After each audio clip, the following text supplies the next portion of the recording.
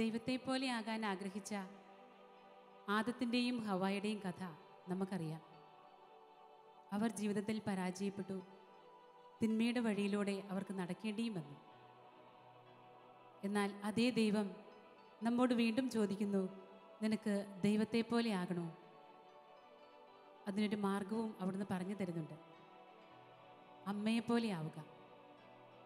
കാൽവരിയിലെ കുരിശിൽ അവിടുന്ന് നമുക്ക് കാണിച്ചു തന്നതും ഇതേ അമ്മയെ തന്നെയാണ്. ഈ അമ്മയെപ്പോലെ ആവുക എന്നാണ് അവിടുന്ന് നമ്മളോട് വീണ്ടും വീണ്ടും പറഞ്ഞുകൊണ്ടിരിക്കുന്നതും. പരിശുദ്ധ അമ്മയോട് ചേർന്ന് നമുക്കും ഈ ദൈവത്തെ അറിയാം. അമ്മയെ കൂടുതൽ അറിഞ്ഞ് ദൈവത്തെ നമുക്ക് കൂടുതൽ സ്നേഹിക്കാം. എല്ലാ പ്രേക്ഷകരെയും ആവേ മരിയ പ്രോഗ്രാമിലേക്ക് സ്നേഹപൂർവ്വം സ്വാഗതം ചെയ്തുകൊള്ളുന്നു. ഫ്രാൻസിസ് മാർപ്പാപ്പ തൻ്റെ ആദ്യത്തെ അപ്പസ്തോലിക ലേഖനമായ സുവിശേഷത്തിൻ്റെ ആനന്ദത്തിൽ ഇപ്രകാരം പറഞ്ഞു വയ്ക്കുന്നു: പരിശുദ്ധ മറിയത്തെ ഓർക്കുമ്പോഴെല്ലാം വാത്സല്യം നിറഞ്ഞതും സ്നേഹം നിറഞ്ഞതുമായ ഒരു സ്വഭാവത്തിൽ വീണ്ടും വീണ്ടും വിശ്വസിക്കേണ്ടി വരുന്നുവെന്ന്. അതെ, വാത്സല്യനിധിയായ സ്നേഹം തുളുമ്പുന്ന ഒരമ്മ പിതാവായ ദൈവത്തിൻ്റെ മുമ്പിൽ എപ്പോഴും നമുക്ക് വേണ്ടി മാധ്യസ്ഥം പ്രാർത്ഥിച്ചുകൊണ്ടിരിക്കുന്നു എന്നത്. ഈ അമ്മ കൂട്ടിനുണ്ട് എന്നുള്ളതാണ് നമ്മുടെ ജീവിതത്തിലെ പൊൻവെളിച്ചം.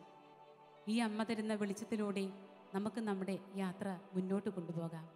പരിശുദ്ധ അമ്മയോട് നമുക്ക് പ്രാർത്ഥിക്കാം, അമ്മേ, എൻ്റെ ജീവിതത്തിൽ അമ്മ കൂട്ടായി വരണമേ എന്ന്.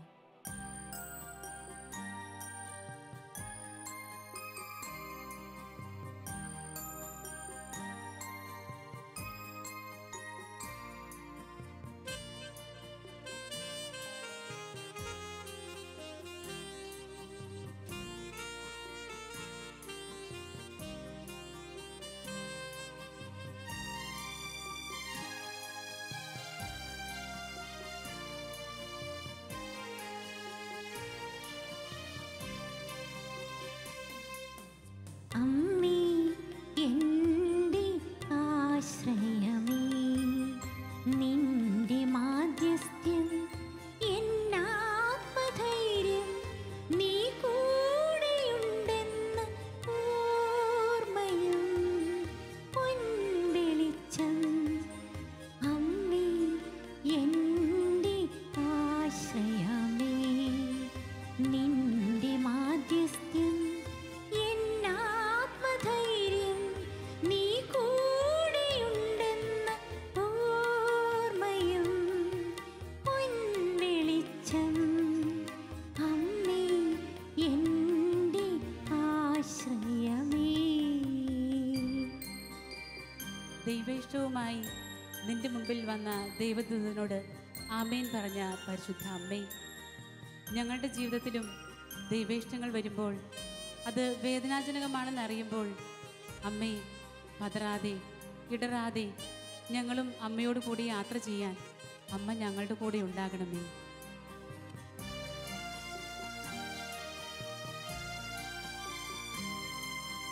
ദൈവേഷ്ടമെല്ലാം തൻ്റേതായി തീർത്ത് ആമേൻ പറഞ്ഞു എൻ്റെ അമ്മേ. ദൈവേഷ്ടമെല്ലാം തൻ്റേതായി തീർത്ത് ആമേൻ പറഞ്ഞു എൻ്റെ അമ്മേ. ജീവിതയാത്രയിൽ പതറാതെ നീങ്ങാൻ കൈ പിടിച്ചെന്നെ നടത്തണമേ. ജീവിതയാത്രയിൽ പതറാതെ നീങ്ങാൻ കൈ പിടിച്ചെന്നെ നടത്തണമേ. അമ്മേ, എൻ്റെ ആശ്രയമേ. പരിശുദ്ധ അമ്മേ, മാതാവേ, ഞങ്ങളുടെ ജീവിതമാകുന്ന ഈ കുരിശിൻ്റെ വഴിയിൽ അമ്മ ഞങ്ങളുടെ കൂടെ ഓരോ നിമിഷവും ഉണ്ടാകണമേ. അങ്ങനെ ഞങ്ങൾ ദൈവത്തെ സ്നേഹിക്കുന്നവരാകട്ടെ, അവനെ അനുഗമിക്കുന്നവരാകട്ടെ.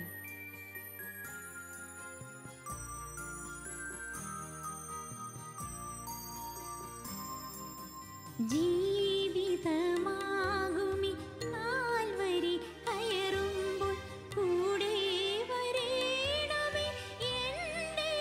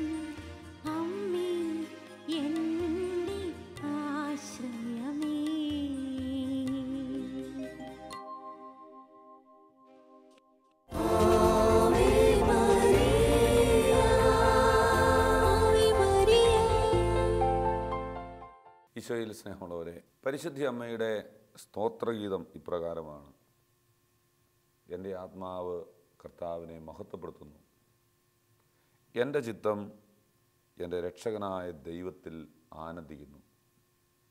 അവിടുന്ന് തൻ്റെ ദാസിയുടെ താഴ്മയെ കടാക്ഷിച്ചു. ഇതാ ഇപ്പോൾ എല്ലാ തലമുറകളും എന്നെ ഭാഗ്യവതി എന്ന് പ്രകീർത്തിക്കും. എന്നാൽ ശക്തനായവൻ എനിക്ക് വലിയ കാര്യങ്ങൾ ചെയ്തിരിക്കുന്നു. അവിടുത്തെ നാമം പരിശുദ്ധമാണ്. ഇവിടെ വരെ ഈ വചനം ഇങ്ങനെ ധ്യാനിച്ച് പോകുമ്പോൾ പരിശുദ്ധി അമ്മയുടെ സ്വഭാവത്തെക്കുറിച്ചൊരു വലിയ ചിന്ത നമ്മുടെ മനസ്സിലേക്ക് കടന്നു വരുന്നുണ്ട്. അതായത് പൂർണ്ണമായും ദൈവത്തിൽ ആനന്ദിക്കുന്ന ഒരു വ്യക്തിയായിട്ടാണ് നമ്മൾ അമ്മയെ അവിടെ കാണുന്നത്. മാതാവിൻ്റെ ജീവിതം മുഴുവൻ എടുത്ത് നോക്കിക്കഴിഞ്ഞാൽ അപ്സ് ആൻഡ് ഡൗൺസ് എല്ലാം അവിടെ കാണാൻ പറ്റും. ഉയർച്ച താഴ്ചകൾ മാതാവിൻ്റെ ജീവിതത്തിൽ നമുക്ക് കാണാനായിട്ട് സാധിക്കും. അപ്പോഴെല്ലാം പരിശുദ്ധി അമ്മ എപ്പോഴും പാലിച്ചിരുന്നൊരു കാര്യമുണ്ട്. അതായത് ആത്മാവിൽ ആനന്ദിച്ച് ജീവിക്കുവാനായിട്ട് മാതാവിന് കഴിഞ്ഞിട്ടുണ്ട്. മാതൃഭക്തരെക്കുറിച്ച് ചിന്തിക്കുമ്പോൾ എനിക്കെപ്പോഴും തോന്നിയിട്ടുള്ളൊരു കാര്യം ഇതാണ്. അതായത് ഈ സ്തോത്രഗീതത്തിൻ്റെ ഒരു ചൈതന്യം മാതൃഭക്തരിൽ കാണാനായിട്ട് കഴിഞ്ഞിട്ടുണ്ട്. വിശുദ്ധ ജോൺ പോൾ രണ്ടാമൻ മാർപ്പാപ്പ നമ്മളെ ഓർമ്മിപ്പിക്കുന്നൊരു കാര്യമുണ്ട്. അതിതാണ്: ഒരു കുഞ്ഞ് ദൈവോന്മുഖമായി വളരണമെന്ന്, വിശ്വാസത്തിൽ ആഴപ്പെടണമെന്ന്, പിശാചിൻ്റെ പിടിയിൽപ്പെടാതെ ആത്മീയമായിട്ട് വളരണമെന്ന് നീ ആഗ്രഹിക്കുന്നെങ്കിൽ ആ കുഞ്ഞിനെ അമ്മയുടെ വിമലഹൃദയത്തോട് ചേർത്ത് നീ സമർപ്പിച്ച് പ്രാർത്ഥിക്കുക.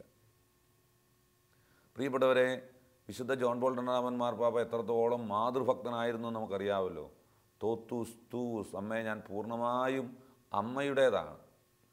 പ്രിയപ്പെട്ടവരെ, അങ്ങനെ മാതാവിൻ്റെ മാധ്യസ്ഥ്യം ചോദിച്ച് മാതാവിനോട് ചേർന്ന് ജീവിക്കുന്ന വ്യക്തികളുടെ ജീവിതം പരിശോധിക്കുമ്പോൾ നമ്മൾ കാണുന്ന ഏതാനും ചില കാര്യങ്ങളുണ്ട്. അത് ഈ സ്തോത്രഗീതത്തിൽ അമ്മ പറഞ്ഞതൊക്കെ അവരുടെ ജീവിതത്തിൽ നമുക്ക് കാണാനായിട്ട് സാധിക്കും. ഒന്ന്, വലിയ ആനന്ദമുള്ള വ്യക്തികളായിരിക്കും അവർ. അതായത് ഒരു പ്രത്യേക സമയത്തുള്ള ആനന്ദമല്ല, ജീവിതത്തിൻ്റെ വേദനകളിലും ജീവിതത്തിൻ്റെ സന്തോഷങ്ങളിലും ജീവിതത്തിൻ്റെ ഇല്ലായ്മകളിലും ജീവിതത്തിൻ്റെ ഞെരുക്കങ്ങളിലും എപ്പോഴും സന്തോഷത്തോടെ ഇരിക്കുക, ഇടവിടാതെ പ്രാർത്ഥിക്കുക, എല്ലാ കാര്യങ്ങളിലും നന്ദി പ്രകാശിപ്പിക്കുക. ഈ ഒരു മനസ്സും മനോഭാവവും നമ്മുടെ പൂർവികരെടുത്ത് നോക്കിക്കോ. അവർ, പ്രിയപ്പെട്ടവരെ, ജപമാല ചൊല്ലിയിരുന്ന ആൾക്കാരാണ്. മാതാവിനോട് വലിയ ഭക്തി ഉള്ളവരായിരുന്നു നമുക്കറിയാം. അതുകൊണ്ട് തന്നെ അവരുടെ ജീവിതം എപ്പോഴും എടുത്ത് നോക്കിക്കഴിഞ്ഞാലും ഈ ആനന്ദം അവരുടെ ജീവിതത്തിലുണ്ടായിരുന്നു.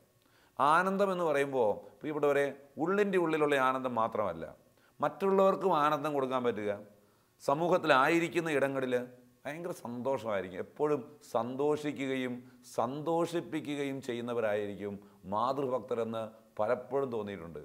അതായത് അതൊരു ഹൃദയത്തിൻ്റെ ആനന്ദമാണ്, ആത്മാവിലുള്ള നിറവിലുള്ള ഒരാനന്ദമാണത്. എപ്പോഴും ചിരിക്കാൻ കഴിയുക, തമാശ പറയാൻ കഴിയുക, തമാശ പറഞ്ഞ് മറ്റുള്ളവരെ സന്തോഷിപ്പിക്കാനായിട്ട് കഴിയുക. അവരുടെ സാന്നിധ്യം തന്നെ വലിയൊരു സന്തോഷത്തിൻ്റെ അനുഭവം നൽകുന്നത് നമുക്ക് കാണാനായിട്ട് സാധിക്കും. വീണ്ടും മാതാവ് പറഞ്ഞു, അവിടുന്ന് എൻ്റെ ദാസിയുടെ താഴ്മയെ കടാക്ഷിച്ച്. പലപ്പോഴും നമ്മുടെ ജീവിതത്തിൽ നമ്മൾ കാണുന്നുണ്ട്, ഒരുപാട് കർത്താവ് തന്നെ ലൂക്കായുടെ സുവിശേഷത്തിൽ പറയുന്ന പോലെ രണ്ടുപേർ പ്രാർത്ഥിക്കാനായിട്ട് കടന്നു വന്നു. ഒരാൾ ഫരിസേയൻ, മറ്റേയാൾ ചുങ്കക്കാരൻ. അവൻ ഫരിസേയൻ നിന്നുകൊണ്ടിങ്ങനെ പ്രാർത്ഥിച്ചു, കർത്താവെ, ഞാൻ ഒരുപാട് കാര്യങ്ങൾ ചെയ്യുന്നുണ്ട്, എന്നാൽ ഈ ചുങ്കക്കാരനെ പോലെ ഒന്നുമല്ല. എന്നാൽ ചുങ്കക്കാരൻ എന്ത് ചെയ്ത് മാറത്തടിച്ച് നിലവിളിച്ചുകൊണ്ട് പറഞ്ഞ്, കർത്താവെ, അങ്ങയുടെ മുമ്പിൽ നിൽക്കാനുള്ള യോഗ്യത പോലും എനിക്കില്ല, കർത്താവെ, ഞാൻ പാപിയാണ്. അങ്ങനെ ഒരു മനസ്സോടെയാണ് നിൽക്കുന്നത്. പ്രിയപ്പെട്ടവരെ, ഈ ഒരു എളിമയുടെ മനസ്സ്, അതായത് മാതൃഭക്തരിൽ കാണുന്ന ഏറ്റവും പ്രധാനപ്പെട്ട ഒരു പുണ്യമെന്ന് വേണമെങ്കിൽ പറയാവുന്നത്, വിശേഷിപ്പിക്കാവുന്നത് എളിമയാണ്, ലാളിത്യമാണ്. എളിമയുടെ വലിയ ചൈതന്യമാണ്. അമ്മയുടെ പാഠശാലയിൽ പഠിക്കുന്ന ഒരു വ്യക്തിക്ക് കിട്ടുന്ന വലിയൊരു പുണ്യമാണ്, പ്രിയപ്പെട്ടവരെ, എളിമയെന്ന് പറയുന്നത്. കാരണം എന്നാണെന്നറിയാവോ? അമ്മ തന്നെയും വലിയ ദാസ്യത്തിൻ്റെ മനസ്സുള്ളവരായിരുന്നു. ദാസിയുടെ താഴ്മയെ കടാക്ഷിച്ചവനാണല്ലോ ദൈവം.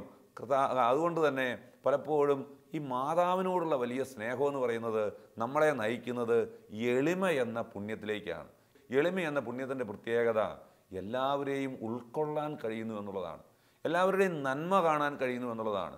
അഹങ്കാരിക്ക് അത് സാധിക്കില്ല പ്രിയപ്പെട്ടവർ. അഹങ്കാരിയുടെ പ്രത്യേകത അനുസരണക്കേട്, അഹങ്കാരിയുടെ പ്രത്യേകത എപ്പോഴും ധാർഷ്ട്യത്തോടെ സംസാരിക്കുന്നത്, എന്നെ ആരും പഠിപ്പിക്കേണ്ടെന്ന് പറയൽ, അതോടൊപ്പം തന്നെ സ്വാർത്ഥതയുടെ, ആഡംബരത്തിൻ്റെ ഇങ്ങനെയൊക്കെ ജീവിതമാണ്. പക്ഷേ എളിമ എന്ന പുണ്യമെന്ന് പറയുന്ന പ്രിയപ്പെട്ടവരെ ഒരു വിശുദ്ധനെ വിശുദ്ധിയിലേക്ക് നയിക്കുന്ന അടിസ്ഥാന പുണ്യമാണ് എളിമയെന്ന് പറയുന്നത്.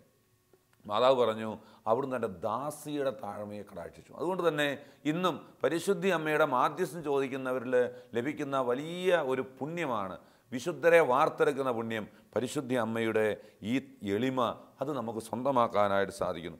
ഇപ്പോൾ മുതൽ സകല തലമുറകളും എന്നെ ഭാഗ്യവതി എന്ന് പ്രകീർത്തിക്കും, എന്നാൽ ശക്തനായവൻ എനിക്ക് വലിയ കാര്യങ്ങൾ ചെയ്തു തന്നിരിക്കുന്നു. പ്രിയപ്പെട്ടവരെ, പരിശുദ്ധി അമ്മ പറയുക, ഞാനൊന്നുമല്ല, എനിക്ക് ആരാണ്?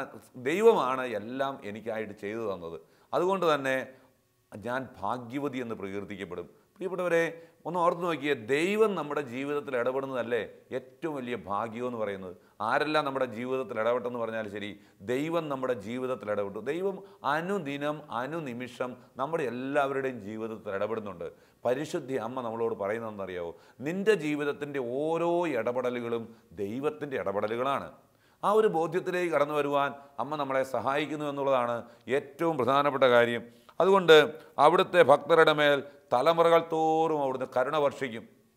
അവിടുന്ന് എൻ്റെ ഭുജം കൊണ്ട് ശക്തി പ്രകടിപ്പിച്ചു, ഹൃദയവിചാരത്തിൽ അഹങ്കരിക്കുന്നവരെ ചിതറിച്ചു. പ്രിയപ്പെട്ടവരെ, ശക്തരെ സിംഹാസനത്തിൽ നിന്ന് മറിച്ചിട്ടു, എളിയവരെ ഉയർത്തി, വിശക്കുന്നവരെ വിശിഷ്ട വിഭവങ്ങൾ കൊണ്ട് സംതൃപ്തരാക്കി, സമ്പന്നരെ വെറും കൈയോടെ പറഞ്ഞയച്ചു. പരിശുദ്ധി അമ്മ ഈ കീർത്തനത്തിലൂടെ, ഈ സ്തോത്ര കീർത്തനത്തിലൂടെ നമ്മളോട് പറയുന്ന ഒരു കാര്യമുണ്ട്. നമ്മൾ ആരും ഒന്നുമല്ല, നമ്മുടെ ജീവിതത്തിൽ ഒന്നുമില്ല. ദൈവം നമ്മുടെ ജീവിതത്തിൽ എന്തെങ്കിലും നൽകുന്നതുണ്ടെങ്കിൽ മാത്രമേ നമ്മുടെ ജീവിതത്തിൽ എല്ലാം ഉള്ളൂ. അതുകൊണ്ടാണ് പൗലോസ്ലീഹായിലൂടെ കർത്താവ് നമ്മളെ ഓർമ്മിപ്പിക്കുന്നുണ്ടല്ലോ, നിൻ്റെ ജീവിതത്തിൽ എല്ലാം ദാനമാണ്, എല്ലാം ദൈവം തന്നതാണ്, തരാത്തതായിട്ടൊന്നുമില്ല. ഇവിടെ അമ്മയും അതുതന്നെയാണ് ഏറ്റു പറയുന്നത്. പ്രിയപ്പെട്ടവരെ, മാതൃഭക്തിയിൽ വളർന്നു വന്ന ഒരു വലിയ തലമുറയെ നമുക്ക് കാണാനായിട്ട് സാധിക്കും. അന്ന് അവർ ചെയ്തിരുന്നത് എന്താ?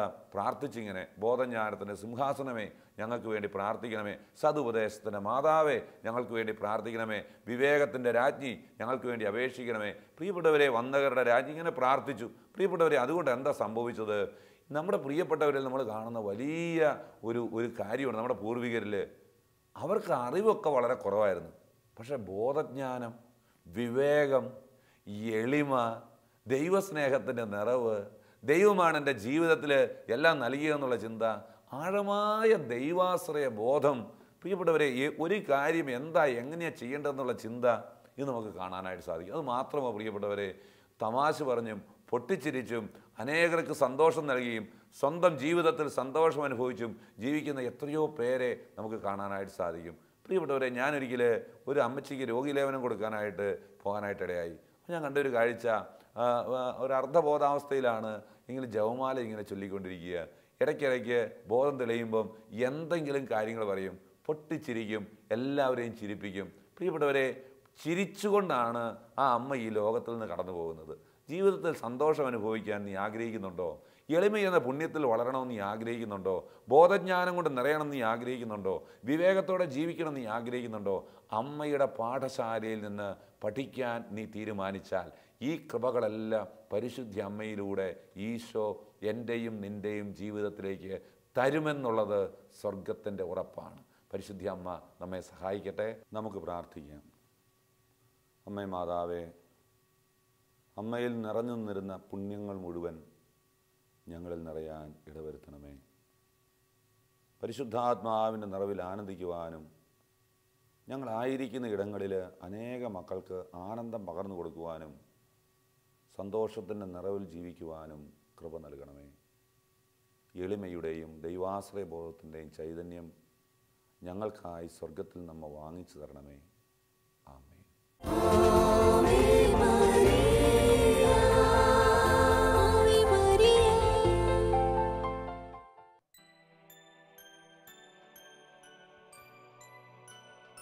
സ്നേഹമുള്ളവരെ, സ്വന്തം ആത്മരക്ഷയ്ക്കായി പ്രാർത്ഥിച്ച് ഒരുങ്ങേണ്ട നാളുകളാണിത്. പരിശുദ്ധ അമ്മയുടെ വെളിപ്പെടുത്തലുകളാണ്. പ്രിയപ്പെട്ടവരെ, എത്ര നാൾ, എത്ര വർഷം ഇനി നമുക്കുണ്ട് എന്ന് നമുക്കറിഞ്ഞുകൂടാ. പരിശുദ്ധ അമ്മയുടെ കരങ്ങളിലേക്ക് നമ്മുടെ ജീവിതങ്ങളെ സമർപ്പിച്ചുകൊണ്ട് രണ്ടാമത്തെ ഈശോയുടെ വരവിന് മുമ്പായി പരിശുദ്ധ അമ്മ ലോകം മുഴുവനെയും ഒരുക്കുമ്പോൾ നമുക്കും പങ്കുചേരാം. നമ്മുടെ ജീവിതങ്ങളെ വിശുദ്ധീകരിക്കാം. നമ്മുടെ ജീവിതങ്ങൾക്ക് മാനസാന്തരമുണ്ടാവട്ടെ. അതിനുവേണ്ടി പ്രാർത്ഥിച്ചുകൊണ്ട് പരിശുദ്ധ അമ്മയെ നമുക്ക് പാടി സ്തുതിക്കാം.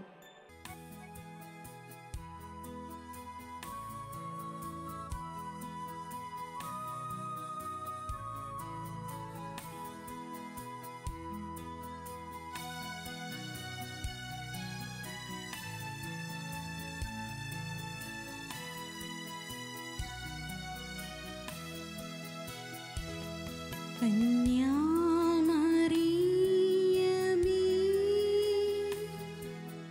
ഇന്നാളും സ്തുതിക്കും നീ തന്നതു കനിവിൻ നിറകൂടം ഞങ്ങൾക്കാ. അമ്മേ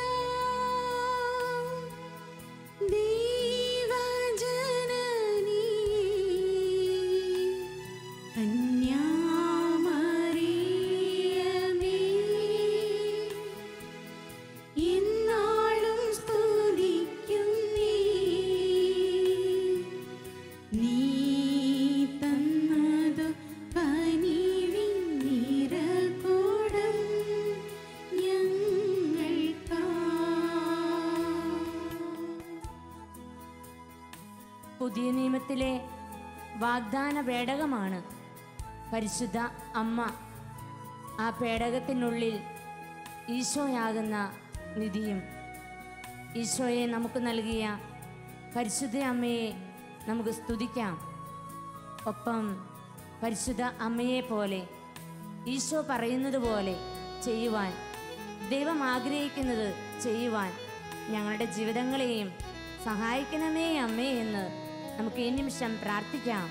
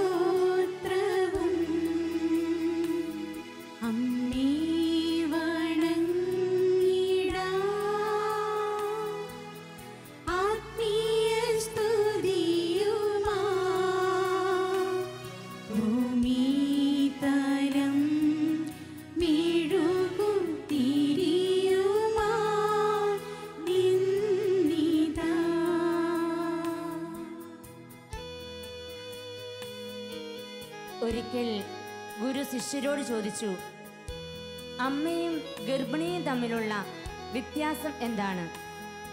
ശിഷ്യർക്ക് ഉത്തരം അറിഞ്ഞുകൂടാ. ഗുരു തന്നെ ഉത്തരം പറയുകയാണ്. അമ്മ തൻ്റെ കുഞ്ഞിനെ ഹൃദയത്തിൽ വഹിക്കുന്നു, ഗർഭിണി തൻ്റെ കുഞ്ഞിനെ ഉദരത്തിൽ വഹിക്കുന്നു. അമ്മ തൻ്റെ കുഞ്ഞിനെ ഹൃദയത്തിൽ വഹിക്കുന്നു, ഗർഭിണി തൻ്റെ കുഞ്ഞിനെ ഉദരത്തിൽ വഹിക്കുന്നു. പ്രിയപ്പെട്ടവരെ, പരിശുദ്ധ അമ്മ ഈ ഭൂമിയിലുള്ള സകല മക്കളെയും ഹൃദയത്തിൽ വഹിച്ചുകൊണ്ടിരിക്കുന്നു. ആ പരിശുദ്ധ അമ്മയുടെ ഹൃദയത്തിൽ എനിക്കും നിങ്ങൾക്കുമെല്ലാം ഇടമുണ്ടല്ലോ എന്നോർത്ത് സന്തോഷിക്കാൻ പ്രിയപ്പെട്ടവരെ. നന്ദി പറയാം അമ്മയ്ക്ക്.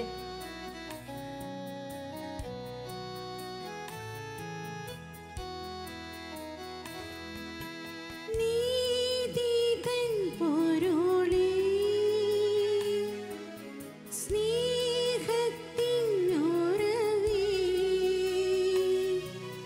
നിൻ പ്രിയ സുതനാ പാടുമീ പ്രപഞ്ചം ശ്ലീഹയാൽ വാഴ്ത്തിടും നിതാന്ത പുണ്യമേ ശാന്തരാ ഞങ്ങളെ നിരന്തലോടണേ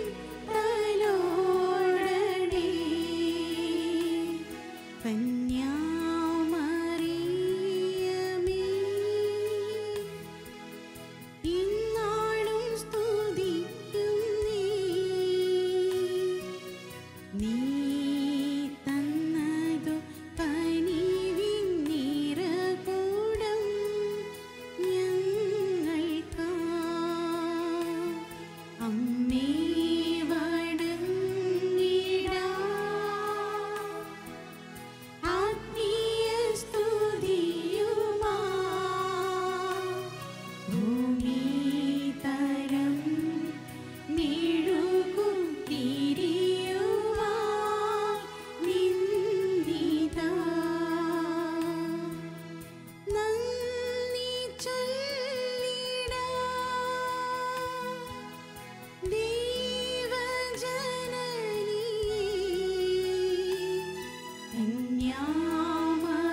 കന്യാമറിയമേ എന്നാളും സ്തുതിക്കുന്നേ നീ തന്നതു കനിവിൻ നിറകൂടം ഞങ്ങൾക്കാ നമുക്ക് പ്രാർത്ഥിക്കാം. ശാന്തമാകാം. പരിശുദ്ധ അമ്മ നമുക്ക് നൽകിയ വലിയ നിധിയാണല്ലോ ഈശോ.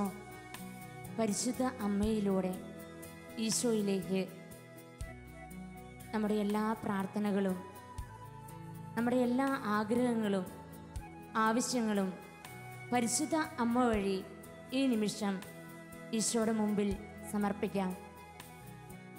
പരിശുദ്ധ അമ്മേ, ഞങ്ങൾക്ക് വേണ്ടി പ്രാർത്ഥിക്കണമേ.